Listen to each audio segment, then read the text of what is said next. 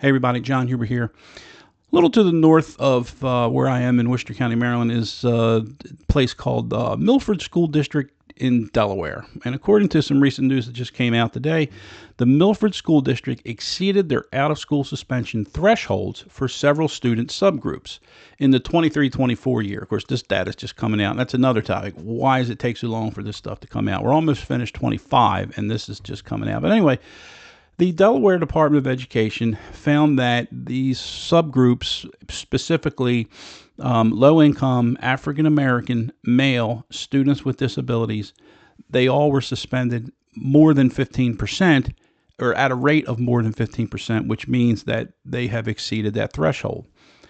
So that tells you a couple things. Number one, it tells you it actually is a threshold that they say you're not supposed to. They tell school leaders you're not supposed to suspend any of these subgroups over this particular this threshold. But then the next question becomes why, right? Well, there's two reasons why this may have occurred, or there's unless you can think of another one. One is through personal bias, which is what they're kind of hinting at that they want to try and correct.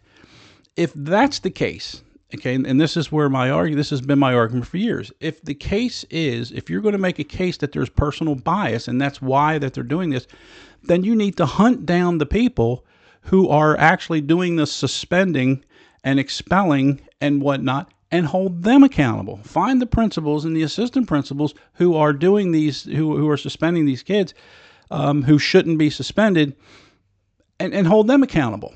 But they're not doing that. So the reason they're not doing that is because I would assume that they're saying that these are all legitimate and suspensions and that their actions towards the kids were actually legitimate.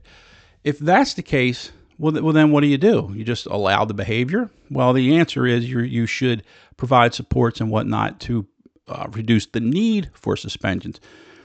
And anyway, it's a big mess, but the issue here is it's just kind of running afoul of all the federal policies. This is the exact thing. This is why I kind of latched onto this.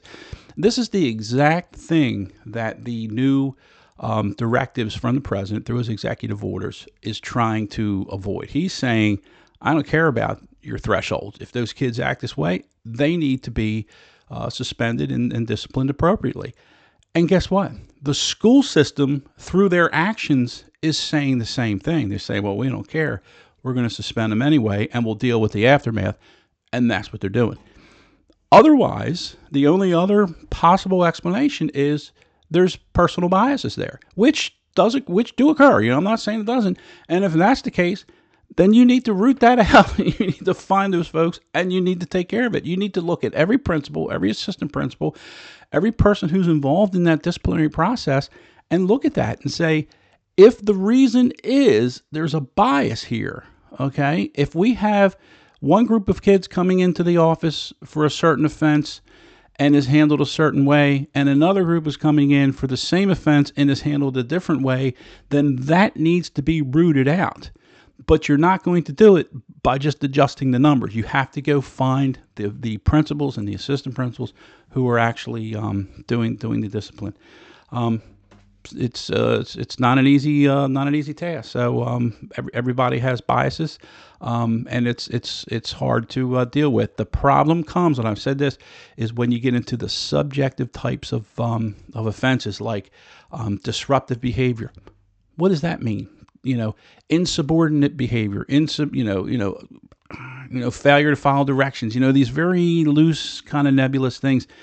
There are lots of rooms. There's a lot of room for interpretation, and that's where a lot of the inconsistencies come. So if we need to find the individuals who are inconsistently applying the standards, they need to be held accountable, not everybody else. So anyway, just my little my little thought today. So anyway, thanks.